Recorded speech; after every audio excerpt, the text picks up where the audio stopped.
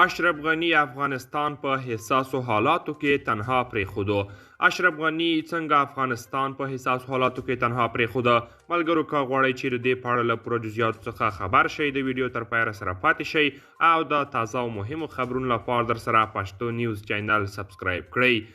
د افغانستان مخکنی ولسمشر اشرف غني وایي که د اګست پر 15مه له هیواده نه وای وتلی نورې وینې به توی شوې وای. اشرف غني وایي د ده تر ټولو لویه تېروتنه دا وه چې پر نړیواله ټولنه یې باور وکړ. اشرف غني وایي زه په بشپړه توګه په تیاره کې ساتل شوی وم. موږ ته دا موقع بیخي نه ورکړل شوې چې له هغوی طالبانو سره کینو.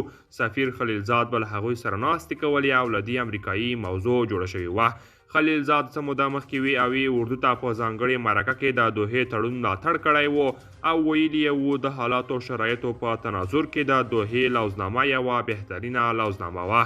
قدرمن دوستان دا و زموږ د نن ورځې چمتو کلی خبر. تر بیا ښه وخت.